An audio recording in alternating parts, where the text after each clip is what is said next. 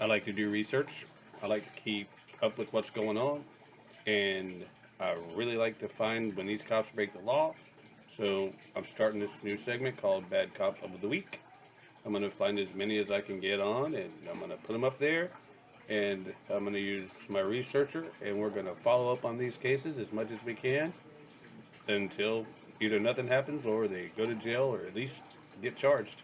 Right now, a Gretna police detective hired to enforce the law is accused of breaking it. Brittany Pujol is facing charges for allegedly driving her police-issued vehicle while intoxicated. WDSU's Jonah Gilmore live in Gretna. Jonah, do we know her current status with the department? Yeah, Gina Travis, right now she is on administrative leave after being arrested this morning. And the deputy chief says it's disappointing to hear, but no one, not even their officers, are exempt from following the law. Once we were informed of the information about that, we started an internal process. A Gretna police detective is now on the wrong side of the law, accused of driving her police cruiser while under the influence. You work with people, they're like family to you. And it's kind of disappointing when things like this happen. Deputy Chief Jason DeMarco says they were alerted by NOPD around 2 Monday morning, saying the officer was placed on leave pending the outcome of the investigation. The Internal Affairs Division will go through it and see what policy infractions were violated. Right now, details are limited as to where the officer was and what caused police to raise red flags. It's discouraging, and some people might think, well, if they can do it, why can't I? According to Sunny Wall with Mothers Against Drunk Driving, no one, especially an officer, should be behind the wheel impaired, saying the situation could have been worse. It's Russian roulette. Everyone's time comes up one way or another. You just hope and pray that it's not at the expense of injuring or killing another person out there on the road. Court records show this isn't Pujol's first time behind bars. In 2023, she was arrested for domestic abuse with a child present. In that case, the Jefferson Parish District Attorney's Office refused the charges. During that investigation, that showed that she didn't commit any department violations. DeMarco says they take all allegations seriously and want officers to know their job is to uphold the law, not break it. We're going to hold them accountable on our end for that mistake. And we'll continue to follow this investigation and bring you the very latest on air and online. Reporting live in Gretna, Jonah Gilmore, WDSU News. How much have you had to drink tonight? Okay, are you willing to perform any SFST tests tonight? Yep. Okay, well, you're going to be under arrest for OVI, buddy. An off-duty Cleveland police officer arrested after law enforcement say he drunkenly smashed his car into a North Olmsted pizza place this week. But now News 5 investigators discover Officer Gary Kane was already under criminal investigation when that crash happened. Scott Knoll joining us now live in the newsroom with the exclusive details of what he's uncovered. Katie, that crash happened around 2:40 Wednesday morning, but today Cleveland police confirmed to News 5 investigators that Officer Gary Kane was already on restricted duty because of that other criminal investigation. Hey, how's it going? You okay? This early morning crash Wednesday into Romeo's Pizza wasn't Gary Kane's first time dealing with North Olmsted police. Shut the car off. No. Give me the keys. Give me the keys. Court records obtained by News 5 investigators show North Olmsted detectives have been investigating Kane since late March. We've reviewed 20 pages of the filings and learned in May detectives searched Kane's Olmsted Township home, seizing 3 cell phones and collected a DNA sample from the Cleveland police officer connected to a separate alleged incident. Because Kane has not been criminally charged in that case, we've chosen not to reveal the specific allegations made against him. But we can tell you, Cleveland police took the 9-year veteran off the streets and placed him on restricted duty before this crash. But body camera video from Wednesday's arrest shows not only did Kane have his badge in his wallet at the time, officers also found his Cleveland police uniform in the back seat of his crashed car. Well, you know what? Whose fault is that? His. Oh, yeah. You know, that's why you can't feel bad about it. A Cleveland police spokesman told me the department's internal affairs unit will be monitoring the outcome of both investigations. Kane is scheduled for arraignment on OVI and failure to control charges next month. His attorney told me he's still waiting to learn the facts in the drunk driving case, but said he was unaware of the other investigation. Live in the newsroom, I'm News 5 investigator Scott Knoll. Hello, everybody, and thanks for joining us tonight. I'm Tracy Carlos. New at 6, a Cleveland police officer was arrested for allegedly driving under the influence after an early morning crash today. According to Cuyahoga County officials, the deputy was blocking traffic for the entrance ramp of Warren Road and 90 westbound about 1 o'clock this morning. That's when officials say a black Chevrolet Silverado drove through the intersection, nearly hitting the CCSD vehicle head-on. Cleveland police confirmed the driver of the Silverado, Officer Brian Brunner, was arrested by the sheriff's office on suspicion of OVI. He was off duty at the time of the crash and has been a police officer since 2018. He is currently on restricted duty. Details tonight about the arrest of a Cobb County police officer. Matthew Abbott was booked into the Cobb County jail yesterday. Fox 5's Denise Dillon is live in Cobb County with more, and the details, Denise, of the case are disturbing. Yeah, they certainly are, and those details include sending obscene material, including or involving children, as well as performing lewd acts in parking places, in parking lots, all while he was on duty. Here's what we learned about 36-year-old Matthew Abbott. He has been with the Cobb County Police Department since 2016, and now the Marietta man is in the Cobb County Jail, charged with violation of oath of office, public indecency, and distribution of obscene material. An arrest warrant for Abbott states that in February, while on duty, he sent an electronic message to someone describing explicit sexual acts with children between the ages of 8 and 12 years old. The court document also says on June 2nd, he was in the parking lot of Kincaid Elementary School, which was closed for summer break, when he committed public indecency by performing a lewd act in the parking lot. And a week later, Abbott was in the parking lot of a church on New Macklin Road when, according to the warrant, he performed an act of lewd exposure. And again, this is while he was on duty as a police officer. Cobb police say this was all uncovered after they were notified by authorities in Utah that Abbott was identified as part of a separate investigation. Cobb police say they immediately contacted the GBI, who launched their own investigation.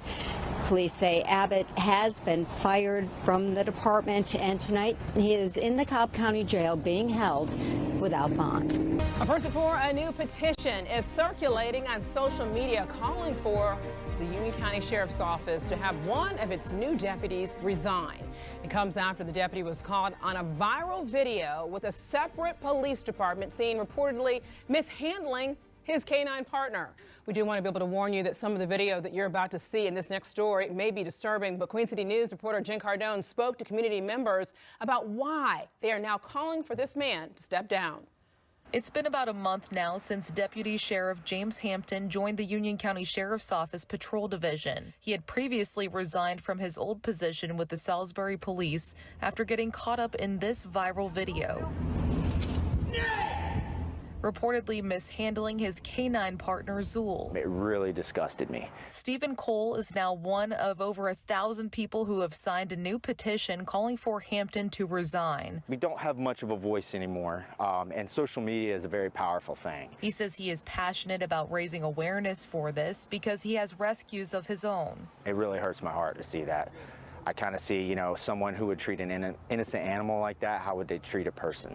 Last week, we asked the Union County Sheriff's Office about Hampton's hire and received this statement, quote, "We are not able to respond and or provide a statement regarding the hiring of Mr. Hampton, as any potential response would most definitely involve confidential personnel information, which by law, we are not allowed to discuss publicly," end quote. When I asked again about Hampton and this new petition, a spokesperson says there is nothing further to add from the previous statement. After an investigation into Hampton's interaction with Zool, the Salisbury Police Department says Officer Hampton had been, quote, engaging in inappropriate discipline of Zool and had, quote, acted in a manner entirely inconsistent with his canine training and had violated police department policy, end quote. No charges were filed. That's an evil in the world that we don't want to bring to light. And especially for someone in a public service, I think they should be held accountable and they should be held to a higher standard. Jen Cardone, Queen City News. But first, exclusive video from our TV6 Investigates team. A Mercer County deputy allegedly drunk and driving on the wrong side of a highway. We break down the video of what happened and how it happened. It's our top story tonight at 10. Good evening, I'm Kate Kopatich. And I'm William Ingalls. We first told you about this story last month when we learned Mercer County Deputy Lewis Andrews was pulled over and arrested for DUI and driving on the wrong side of I-74. We can now show you that exclusive video from Kelowna Police that we got from an open records request, which gives us an exact view of what the officer saw that night. You can see the headlights pointing the wrong way as the deputy, or rather the police officer, drives down the road. Then, as the officer turns on his lights and pulls behind Andrews, Andrews starts his car and begins to drive away. You're seeing that on your screen right now. Now, he drives away for about 30 seconds before Andrews pulls over again and puts his car in park for good. Now, keep in mind, Andrews does not face any charge for fleeing, only improper lane usage along with those DUI and wrong way charges. If you try that, if you even roll 10 feet, you will be arrested for fleeing. You will be arrested for fleeing to elude, and you will get a felony for it. And they will make your life miserable for a long time over it. So, unless you're a cop, of course, you can do it if you're a cop. And look to your screen as well. Andrews almost has a near miss. You're seeing the semi go up right by him there and even has to go on the shoulder to make sure that there is no collision there. Then Andrews gets out of the car and appears to wobble a bit off balance that you see on your screen there as well. He does eventually turn around and put his hands on the car. Now, though it looks like he tries to explain something to officers, we never see them do field sobriety tests on Andrews, though it is possible that Andrews refused to take them. He's then handcuffed and taken into the nearby squad car. That arrest happened back in April, but it wasn't until last month that Mercer County Sheriff Dusty Terrell confirmed to us that it happened, and it only happened after we asked him for it. Now, Andrews is on leave and could face serious consequences in his employment per the sheriff. Andrews is in court next month, and we have that uncut dash camera video live on our website, kwqc.com. This is one of America's favorite Sheriff, Grady Judd's boys. And they just got him this week, but they got him in Colombia, I think it was. Who vanished just as he was about to face trial for a fatal DUI crash. He's back behind bars now. Authorities arrested him in South America and brought him back to the Bay Area, where they say he will face justice. Let's bring in Fox 13's Aaron Mesmer live at the Hillsborough County Courthouse tonight. Hi there, Aaron. I know you spoke with the father of one of the victims. What did he have to say about this? Mark, he says the last day or so have been a roller coaster of emotions, but mostly he's relieved the man accused of killing his son is back in jail. My first case is page 91, Joshua Roloff's. Joshua Roloff's court hearing lasted less than 1 minute. That's a far cry from the 3 months of agony George Negrete says Roloff's caused his family while Roloff's was on the run from law enforcement. It was heart-wrenching. It was just, it was unimaginable. It was a nightmare. On Wednesday, investigators released dashboard camera video from inside Roloff's car as police say he drove drunk, going about 100 miles an hour down the Courtney Campbell Causeway in 2022. Roloff's slammed into the back of a car, killing Christopher Caroli and George's son, Ricky Gongora. He was jovial, you know. He always found a silver lining in any cloud. George waited 3 years for Roloff's to go to trial, which was set to happen in April, but Roloff's was a no-show. Authorities now say he took off and left the country. George says the wait for answers was gut-wrenching. Crying during the day, praying at night, that justice would be served, that he would be found. That happened this month. Police say Roloff's, a former Polk County deputy, ended up in Colombia, where federal agents tracked him down and brought him back to Tampa this week. For him to have gone all the way to Colombia shows to me how desperate he was. That could mean more than 100 years in state prison, according to Hillsborough State Attorney Susie Lopez. This is something that is just so incredibly brazen and just, he's not accepting responsibility. Lopez also revealed something else about Roloff's time in Colombia. He was living in a luxury resort and he was out there living his life. I hope he had 3.5 months to last him another 100 years. This father says that's nothing compared to the time he'll never get to spend with his son. I hope Josh thinks about that every day when he's staring at those four walls in his prison cell. Yeah, Roloff's initially could have faced up to 28 years in prison, but again, instead, he could face up to 100 years or more. He is due back in court tomorrow morning. Live in Tampa, Aaron Mesmer, Fox 13 News. Our 10 Investigates team is looking into the background of a new Union County Sheriff's deputy. Union County Sheriff Billy Breeding hired Deputy Isaiah Lloyd last week. Now, we've reported on incidents involving Lloyd several times in recent years. 10 News reporter Ellis Roll joins us now with the latest. Ellis. Yeah, Robin, Brittany, the latest Union County hire has held several law enforcement positions with documented problems on the job. Records show he was accused of mishandling drugs and money, missing court dates, lying to superiors, and groping a woman during a traffic stop. Isaiah Lloyd is the latest hire at the Union County Sheriff's Office, but records show he has a checkered past. 10 News has reported on Lloyd before. He worked for the Tennessee Highway Patrol from 2015 to 2018. During his time there, records show he was accused of mislabeling drugs and cash, giving inconsistent statements, and skipping court dates. And dashcam video shows Lloyd pulling a woman over in 2017 for not wearing her seatbelt.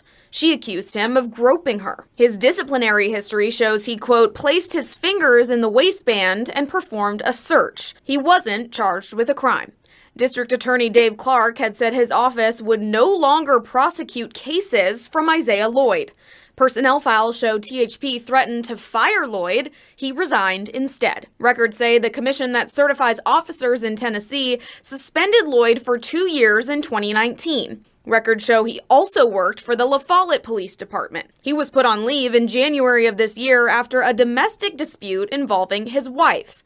She told officers he didn't assault her. He resigned in February. His UCSO job application says he left La Follette for a better opportunity, but doesn't list a more recent job. Now, the Union County Sheriff's Office tells me Lloyd started work on August 11th, just last week. They say his hourly rate is $18 an hour, same as any other new deputy. Brittany, Robin. Ellis, thank you. I'm trying not to cut into these. I want you just to get the straight facts as the media tells them to you, because, you know, you can believe them people. But this one's real bad. And the cop that brings in the video later is just as bad as the cop that did the beating. And this is the problem that we're having in America today, is that they've got this little blue line, and it's them. They don't care about you. They don't care about anything. And then what their bosses will do is say, well, that's policy. Well, it's our job. Now it's our job to get these policies changed, because that's the first thing they scream is, well, that's policy. So that's our job. That's what our mission is now. It's locked inside of a Butler County evidence room tonight. We're not able to get our hands on that tape just yet because the county says it needs a judge's signature before it's released to us. And we're working on getting that signature tonight. What the video shows is a deputy parked along B Street in Hamilton. He was there to back up another officer who had just radioed in for help, claiming he had a suspect fighting him. But that video, we're told, was stored in a deputy's basement for more than a year, never logged in as evidence. And when that video was uncovered at trial, we're told it was edited, parts of it deleted, before it made it to court. So I pull out, heading southbound on 128 here, get over into this turn lane to make a legal U-turn. I get stopped here at the light and notice that there's a Butler County Sheriff right behind me. Kevin Gray says he was doing a friend a favor, woke at 2 in the morning to give Chris Ebbing a ride home from a bar. As they passed through this intersection, they met Deputy Jason Hatfield. So I took the seatbelt off, and I was actually leaned over looking, and my door opened. Walks up, opens my passenger side of the vehicle, and asks for my passenger's ID. Give me your ID. I haven't done anything. What's the charge? He says you're not wearing your seatbelt. That's when the men say Deputy Hatfield created a string of lies that ended with them sitting in jail, facing felony charges. He jerks me out of the car. I'm down on the car like this. He's on my back now. My feet are still in the car. Ebbing was charged with obstruction and resisting arrest. Was Chris ever fighting with... Chris was never fighting whatsoever. That's something both men say never happened. Ebbing says he knew Hatfield was up to something when the deputy, while kneeling on Ebbing's back, radioed for help. He was breathing heavy. You know, it was seconds. He literally pulled me out of the car and I got one fighting. You know, that's what it sounded like. I was in amazement. I was like, what is happening right now? What is going on? As soon as the men got out of jail, they asked the sheriff's office for dash camera recordings of that night. In multiple letters, the Butler County Sheriff told the men there was no video recorded from the stop. But during Kevin Gray's trial, Butler County Deputy Mike Brockman brought in a dash cam video. It was from the night of the arrest. Neither Gray nor Ebbing's attorneys ever knew it existed. Each time that we made the request, we were told that it didn't exist. You were under the impression video did not exist. That is correct. Trial transcripts show Sheriff's Corporal Mike Brockman had the dash camera video the entire time.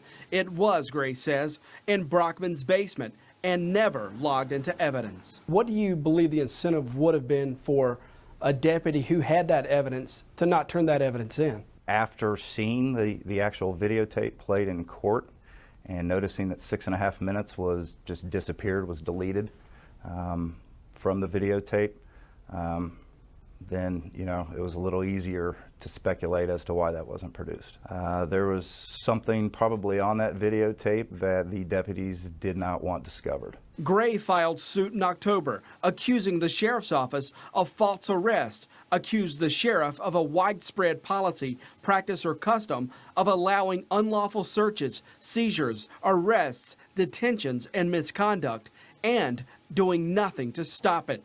The suit also states Hatfield and Brockman willfully destroyed and or conspired with one another to destroy the dash camera video. Do you believe he lied to the court, he lied to the sheriff's office, lied to you, and lied to that jury during your prosecution? Absolutely, 100%.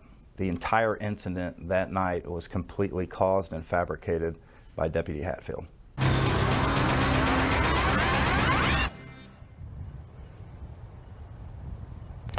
Now, Corporal Brockman's personnel file shows that he was disciplined, written up for not logging that videotape into evidence. But Deputy Hatfield's file shows he was not disciplined in connection with this videotape. But that's not the end of the story for Deputy Jason Hatfield.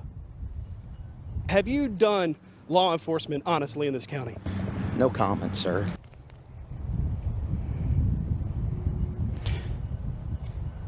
The county prosecutor wanted Deputy Jason Hatfield investigated, accusing him of multiple crimes, but Hatfield's fighting back against the prosecutor. He started that fight by suing his accuser. You'll hear from Hatfield in our efforts to have Butler County Sheriff Richard Jones participate in this report. That's coming up at 10:30. Live from the Butler County Sheriff's Office, Jody Barr, Fox 19 Now.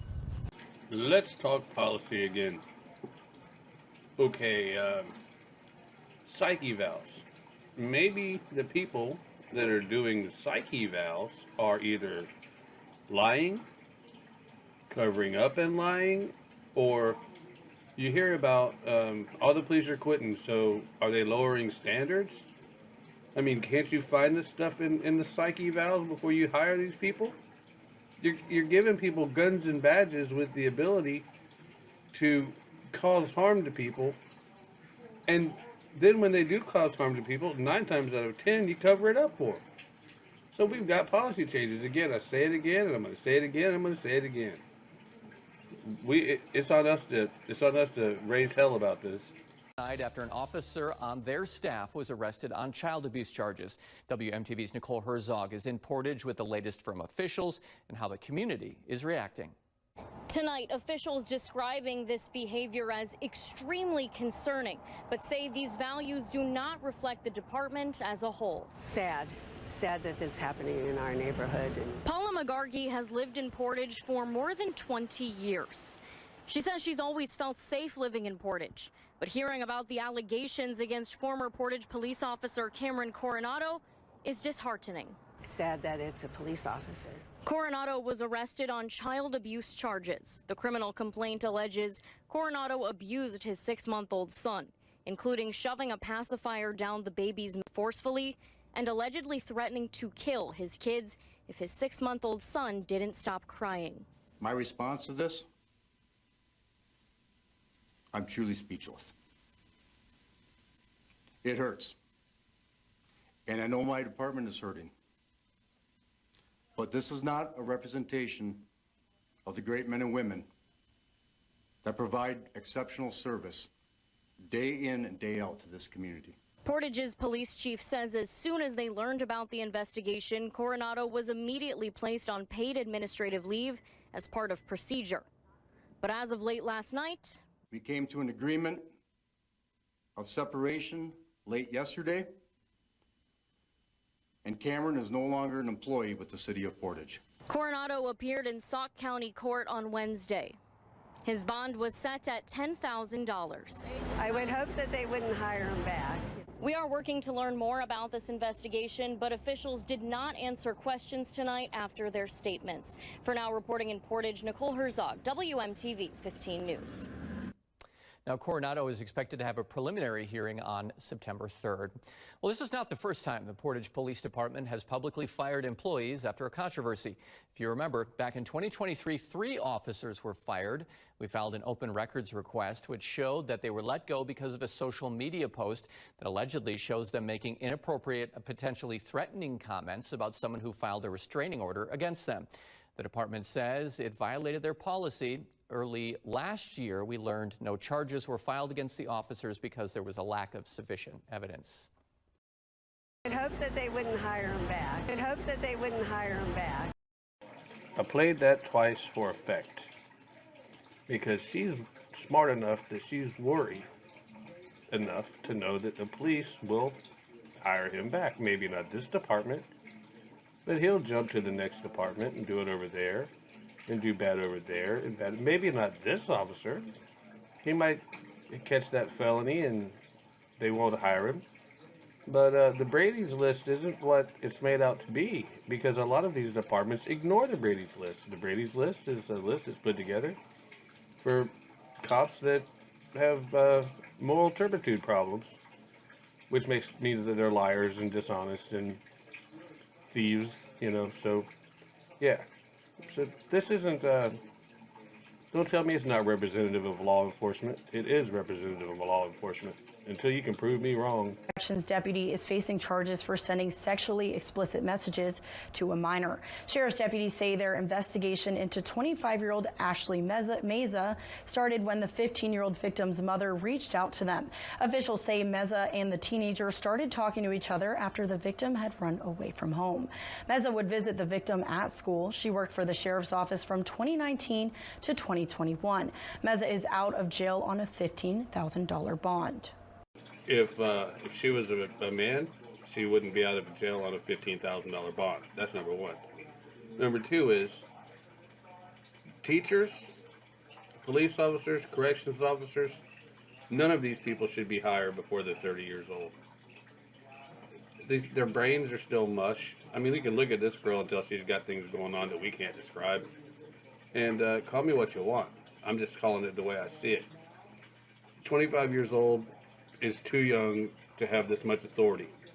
Hell, most of them still live with mommy and daddy, for God's sakes.